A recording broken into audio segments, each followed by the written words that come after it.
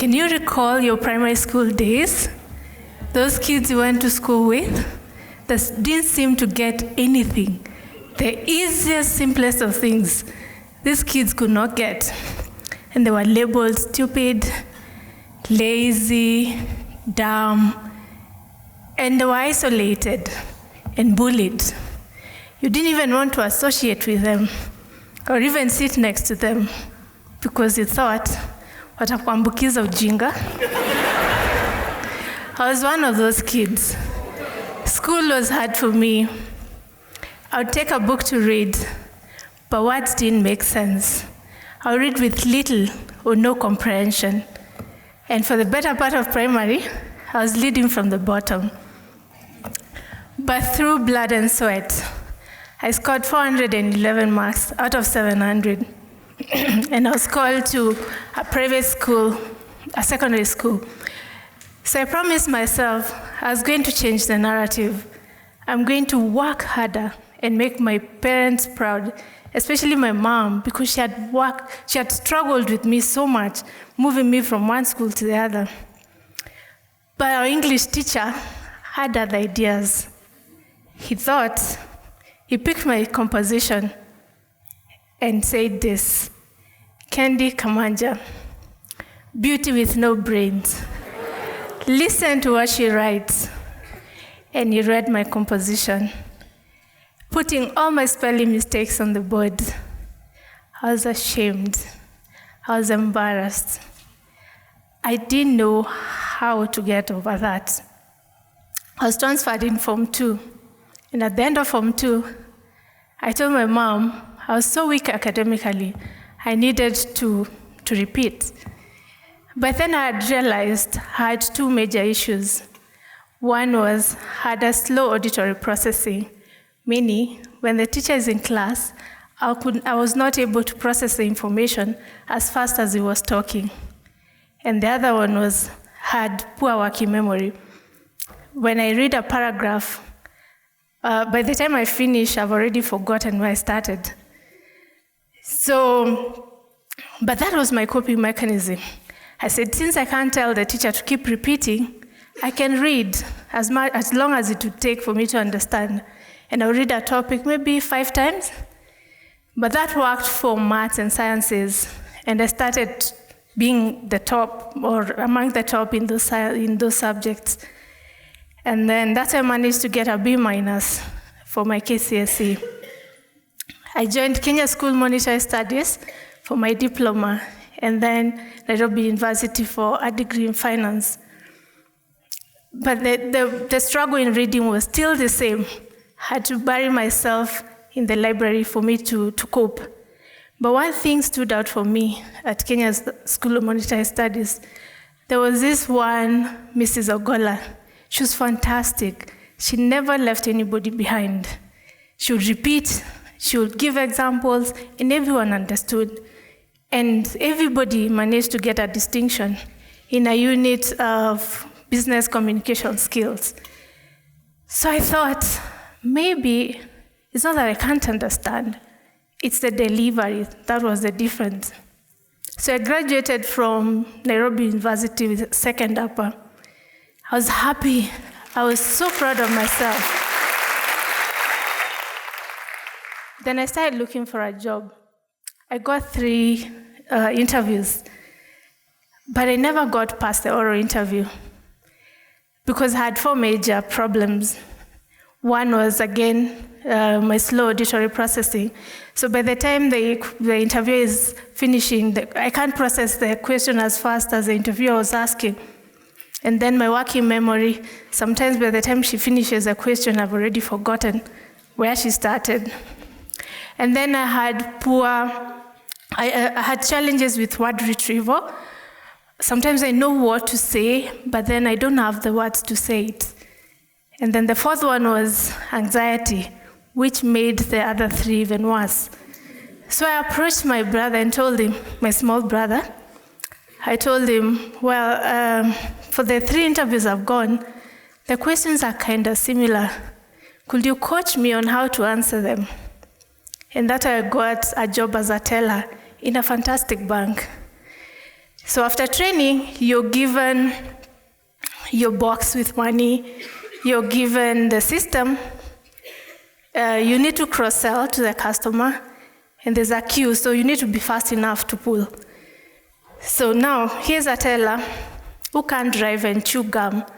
You're asking to multitask. Of course, that was a recipe for disaster. I lost money, and my probation was extended by 3 months. Then I would have these ideas I really wanted to share. Then I'll write an email, because I'm thinking, oh, if I don't say it, how will they know I have the ideas? So I'll do the email, then I go through it, and then I think to myself, sounds like it's been written by a second grader. But then I send it anyway.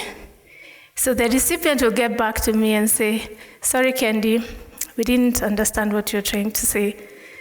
But with time, I got a hang of things. I moved 3 levels up. On the 4th level, I was acting as a manager. And I did that for almost a year. I even advocated for changing policy. If you act for more than 30 days, you're compensated for it. And that was done. So there was a position for that same position. I was told, you know what? It can't just be handed over to you. You need to go through oral interview like everyone else. Now, you remember my challenges with oral interview? Oh, they came home to play, just to make sure everything goes wrong. And I didn't get the job. The job I had done for so long, they saw I can do it. But since I couldn't convince them verbally I can do it, they didn't give me. That was really hard on me. It was a reality that was too hard to face. But I said, let me try somewhere else. And I was called for interviews in very good organizations. But the outcome was the same. So I knew the problem was not the bank, the problem was with me. And that's the time I felt really disabled. So from there, it was downhill for me. I slipped into a depression. And then I became unmanageable. The people who were reporting to me, I was going like, if you don't know why you're employed, consult your employer. It's like I was begging my employer to fire me. And when things were really bad, I called it a day. In 2014, I resigned. I wasn't even sure where I was going, but anything was better than the person I had become. So we started a facility management company where we were doing cleaning services, interior designing, landscaping, and event management. We started small and grew with time. But even with the success of my business, I was still so unhappy. I was unsettled, I was frustrated, I was angry, and my self-esteem was it wasn't even there. We'll go out with my husband, then his friends would join in, and then I would sit there like a trophy wife because I didn't want to open my mouth, and then they find out that I'm stupid. So it got to a point where I said, you know what, enough is enough. I have to get to the bottom of this. If I'm stupid, I'm sure there are recommendations on how to manage it. So I took my phone one evening and I started typing, I feel dumb. And then I looked if my husband was looking. Then I quickly delete plus the history, just in case. So one time I tried it again. This time I was in the house alone. So I gathered all the words I could think to describe my situation. Then dyslexia comes up.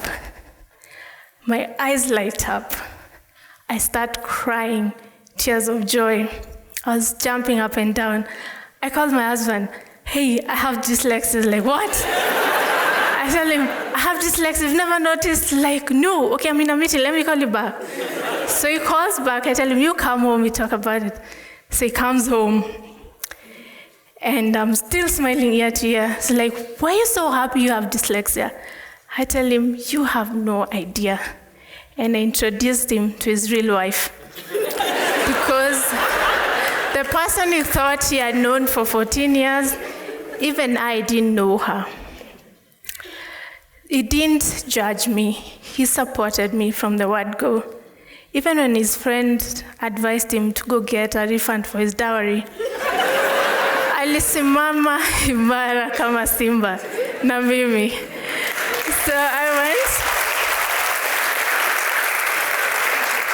I went for a formal evaluation from Dr. John Onala, who confirmed I have phonological dyslexia.